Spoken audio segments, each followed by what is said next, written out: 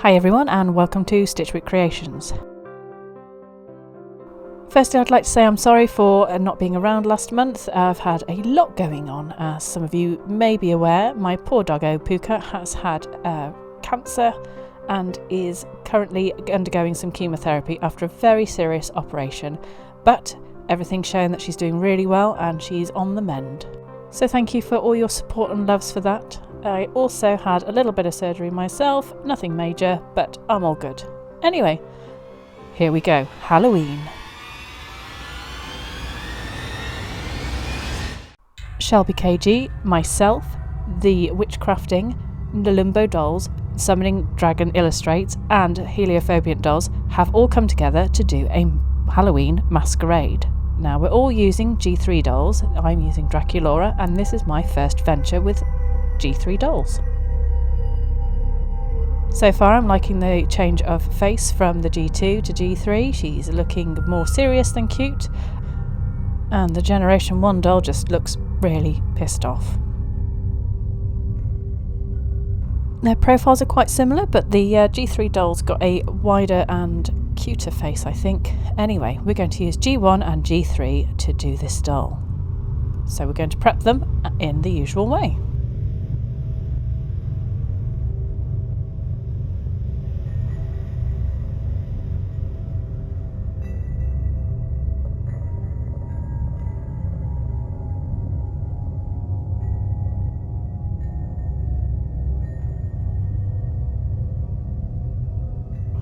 So we're going to strip down the doll and have a look at all these new articulations and bits and pieces. I'm very impressed with the new dolls. And we'll get them prepped by chopping off all of their hair as short as we can with the tiny scissors.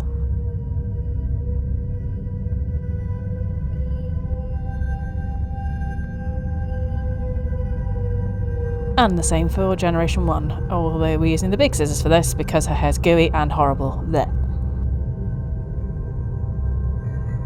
After a bit of a spa treatment in the boiling water, in we go. We can pop their heads off and start cleaning out the inside.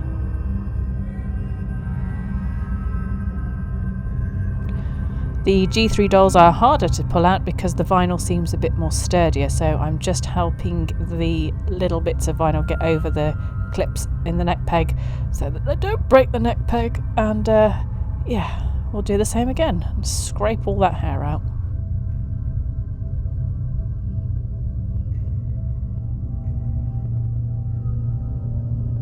Now these two baldy beans are going to go and get chopped up and repainted. Just give her a quick wipe over. She's got some muck on her face, so we're going to keep this one's face, although I don't know, we'll talk about it later, but I might change my mind.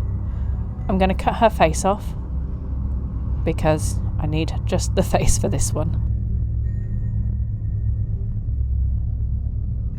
I'm just following the hairline because it's easier to go through all the dimples that have been made already, and I'll work out what I need later.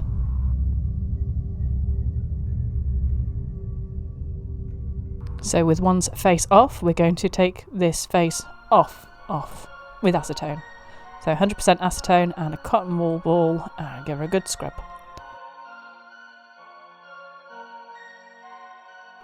To save any damage later on the freshly painted head, I'm going to trim down the neck peg and the little hooky bits so it doesn't cause as much disruption putting the head back on.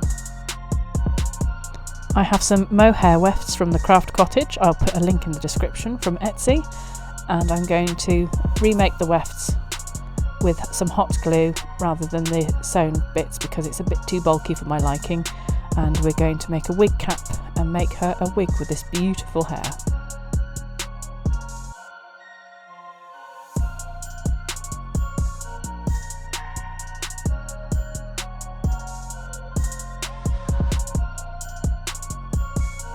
The wefts are made by gluing a line of hot glue, pushing the hair onto it with a silicone fingertip so you don't burn your hand, and then I'm just going to trim off that sewn weft so it's thinner.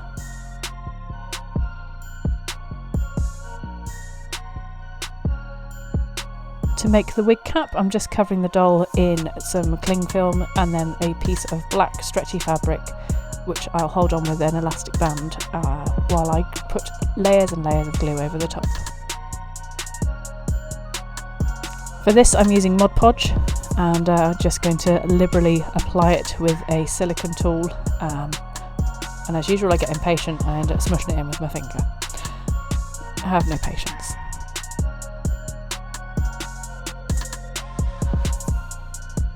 I've done this 3 times, letting each layer dry in between, and then I'll be able to take it off and cut it to shape.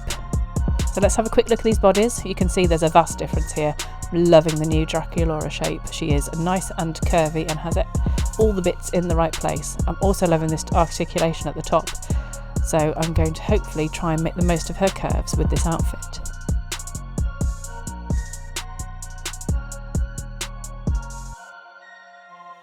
Using a sheet of Warbler, I'm going to heat it up and mould it over the top half of her body to make a bodice that is fitted to her. And to stop it sticking to the body, I'm going to wrap it in this leftover fabric and heat it up and wrap it over the top. She does have a good shape, doesn't she? Lovely hourglass figure.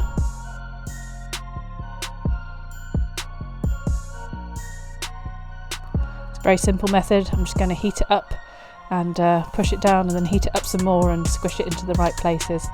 I make the tips around her bust area a bit pointy so it looks a bit more vampy.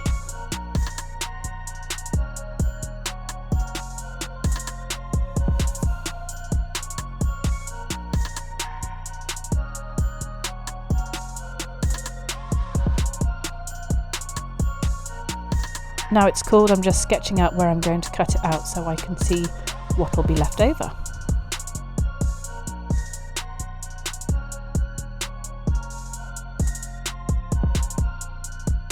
I've just reheated these bits and I'm going to pull them out so they stand upright rather than curve around the top of her bust.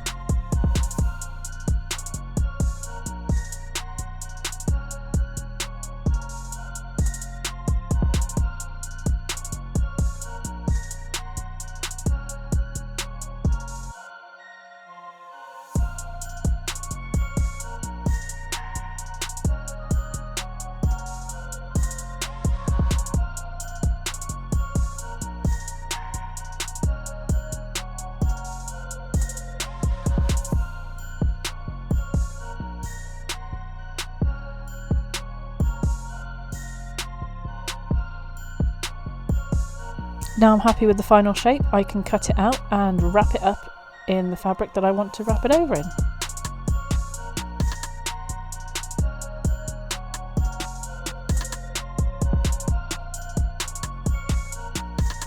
With a coat of Yoo-Hoo glue, I'm going to be sticking this faux leather over the top.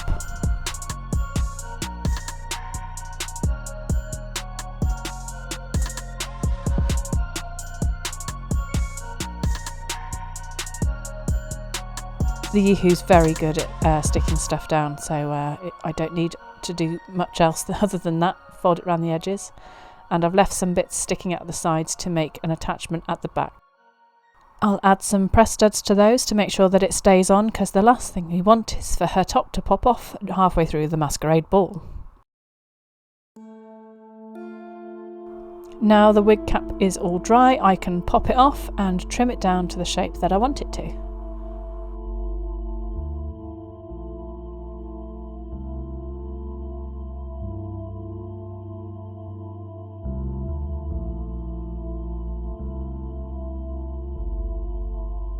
I started off using fast tack glue, and as I said previously, I'm impatient, so this possibly wasn't the best idea because I couldn't wait for it to dry, and I did end up mucking up some of the wefts because I got glue in them.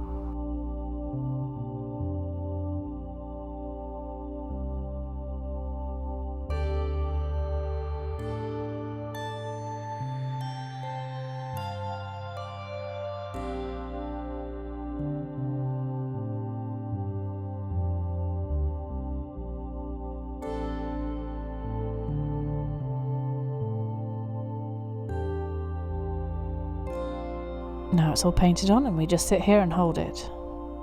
And hold it. Forever. So yeah, at this point I got bored and there were bits gummed up with glue, so we're going to move over and try the Yoo-Hoo glue. This was also a mistake. but we'll keep going.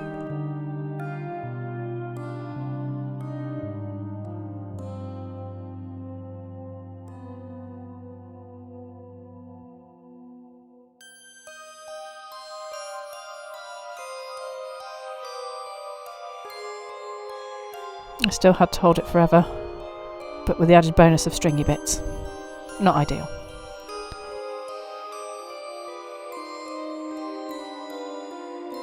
So I'm not particularly happy with the top of the hair. As you can see, there is gluey bits, so I'm just going to use my straighteners to bulk it up and floof it out and cover up those bits with the gluey bits and hide them as best as we can.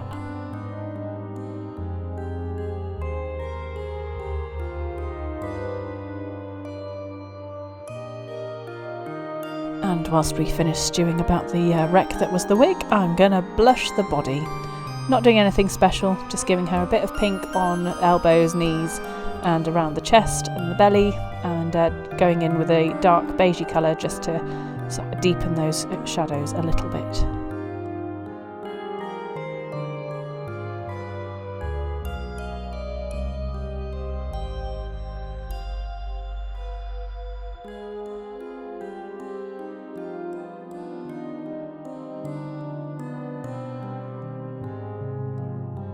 I'm just adding a little highlight on her collarbones and the tops of her boobs so that there's a nice bit of definition there.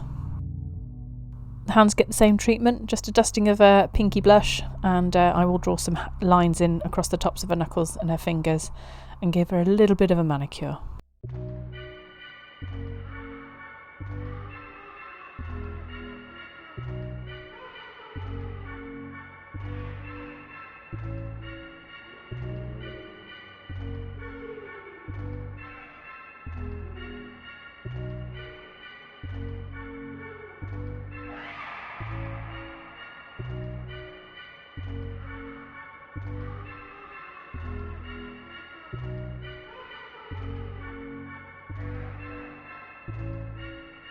And we do the same with the other hand.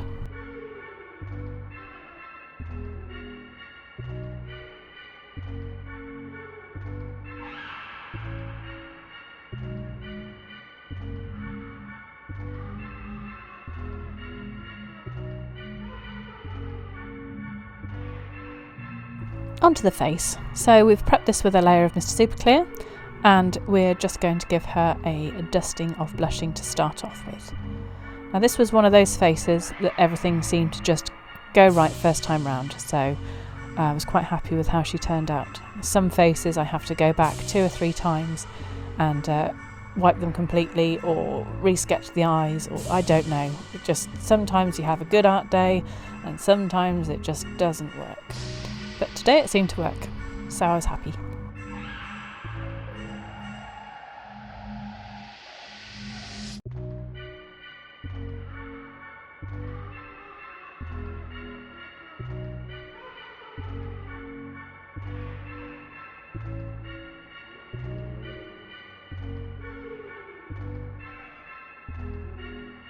To get into that little crease between her lips, I'm just shaving off the pencil to a nice flat point so I can squidge it in there.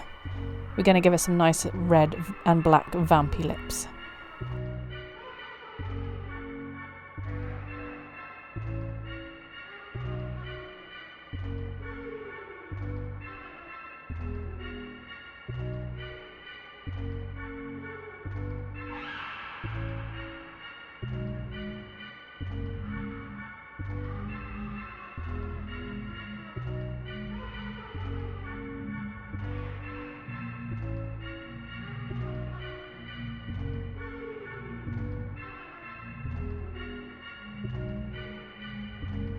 I'm just going to make her have a bit more definition to her face and give her some depth around her eyes and around her nose with a beigey colour, and then highlight it with the white and build in those eyelids.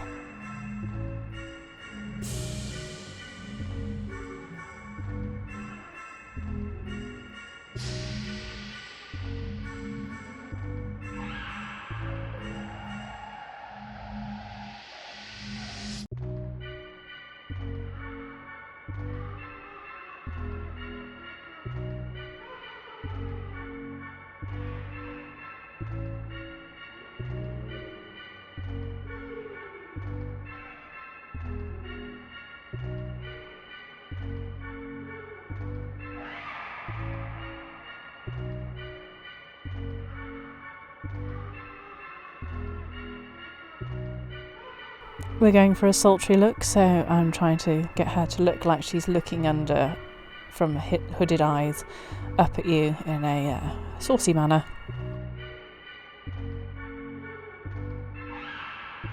And give her some stern looking eyebrows.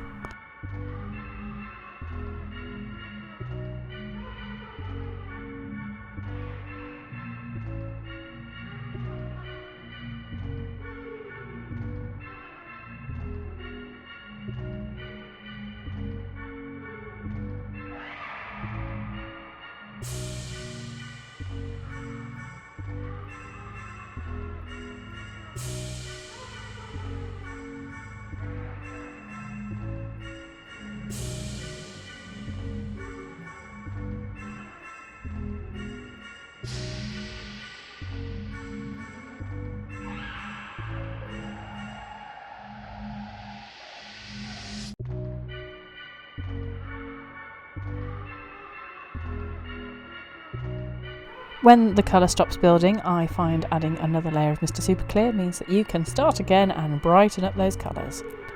So we're just adding another layer of white on the sclera, and then we can carry on filling in those irises with a lovely shade of red.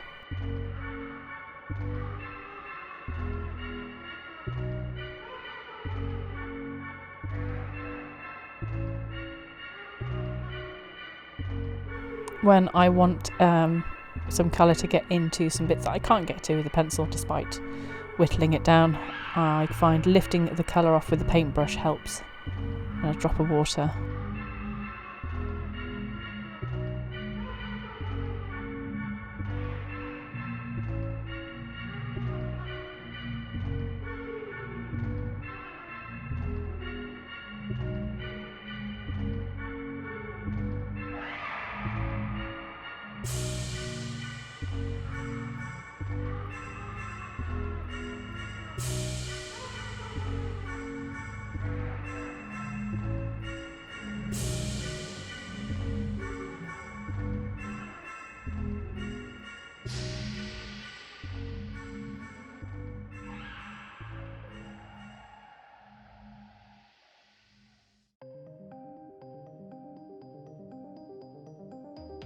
If you want to blend the colours in a little better as well, if you use a brush and some water, you can smooth the blend a bit better.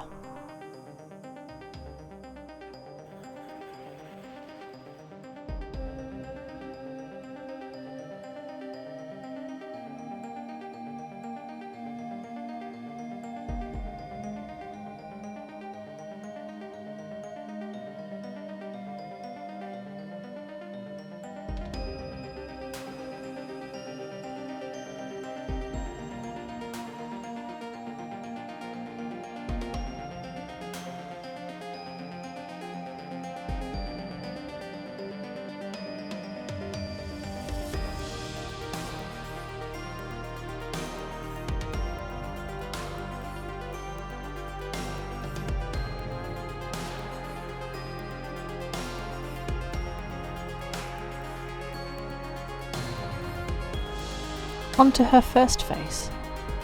I'm just going to cut the eyes out because it's going to be her mask. So my plan for this is it's a Gen 3 doll with a Gen 1 mask. Now the question is, do I do this with the other dolls and at the end of it have a big masquerade ball of all the new G3 dolls, or at least the ones I can get my hands on in the UK?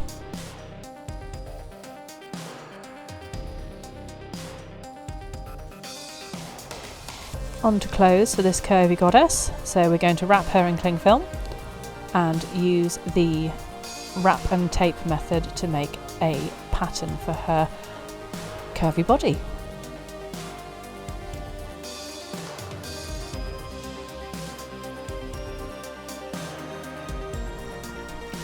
So I'm just going to wrap her up in masking tape, then I can sketch over the top where the fabric will lie.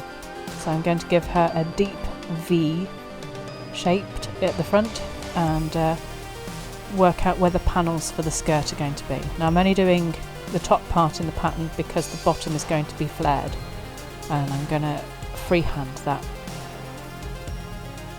I've made costumes for years, so understanding patterns is something that's really helped making doll clothes, especially sort of the more strange shapes. It helps when you can imagine the shapes and patterns that need to go together to make the costume. So I'm sorry it's not particularly a full tutorial on how to make it, but hopefully you can kind of see my thinking and my method. Here I've drawn the pieces out with the extra bits. I'm just adding the seam allowance, and then I'll cut those out into the fabric. I didn't manage to get much footage of this because my sewing machine's currently in a different room without a camera. So that's my plan, to have a godette at the back of the skirt so she's got a nice train. I've made it out of pleather, which has made it quite difficult to do up, but she has got a lovely shiny velvety godette at the back of the skirt as a fishtail. I'm going to heat up her head and reunite it with her body.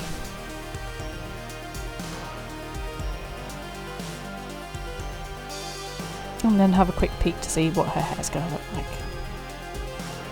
I'm going to do my usual trick of using UV resin to cover her eyes to give them a domed natural look.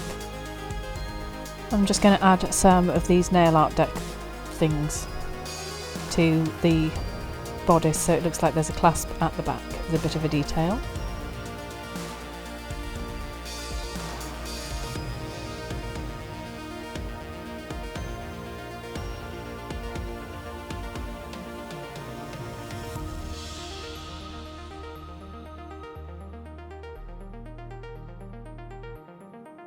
To secure the wig in place, I'm going to use these tiny pin tacks to stick them into her head. Just use a pin to hold it in place temporarily, and then use my pliers to stab it in at the sides so it won't interfere, and hopefully hold it in place.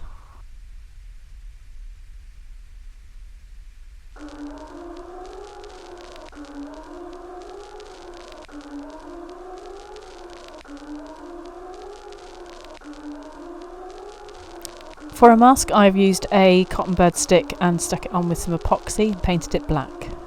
Now I have a piece of metal covering it with pleather, and I'm going to make a headdress for her.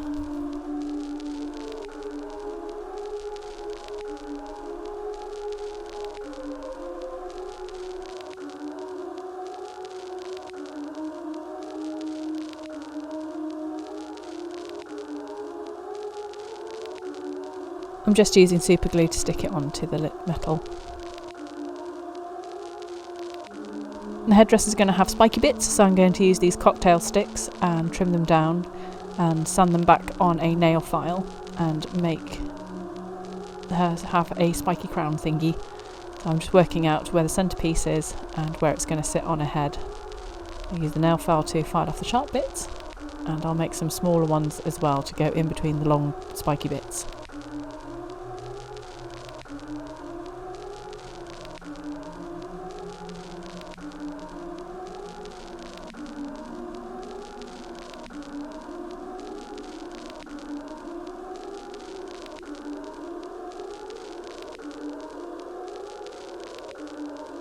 Again, I'm just using super glue to stick these on, and I'll hold them on in place until they have a grab, and ta-da! There we go! Now to paint them all black.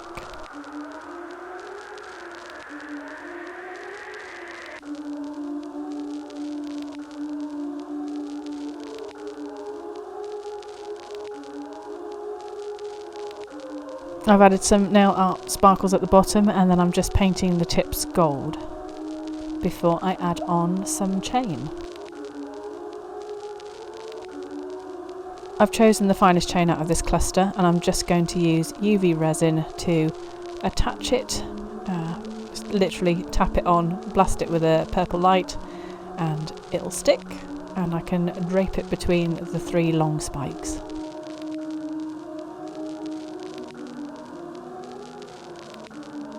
I didn't have very many options for shoes, so I've buffed the ones down that she came with some sandpaper, and I shall paint them black.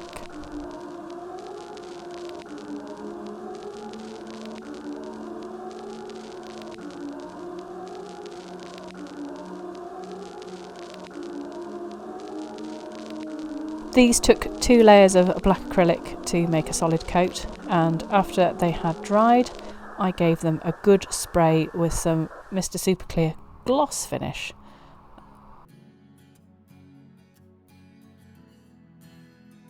Because the cans look very similar, I have had to write and circle gloss on all of it. Don't put it on faces.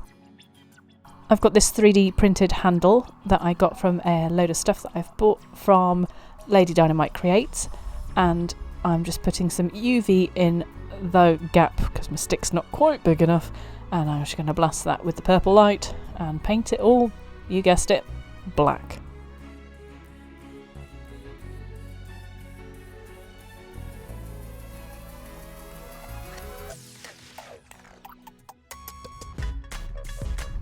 Now, whilst I'm happy with how the mask is, I have a feeling that it might change in the future. So, after you see the final pictures, let me know if you think she should have a more intricate mask.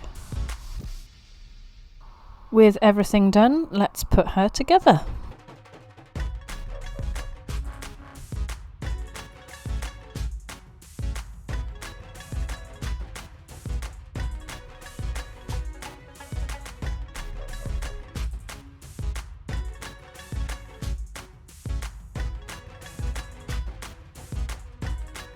Please enjoy the up-and-coming photo shoot.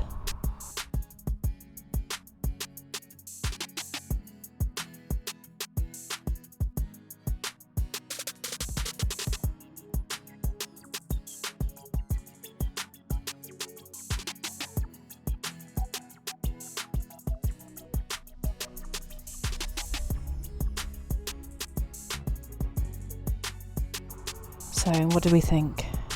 Should she stick with her G1 face, or should we have a more elaborate Venetian style masquerade mask?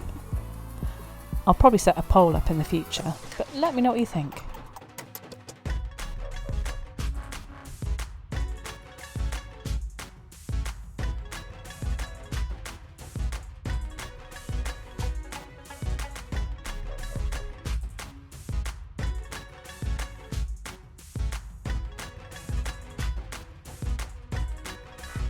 This just leaves me to say thank you all for watching and getting this far, and please make sure that you go and check out all the other collaborators in this series.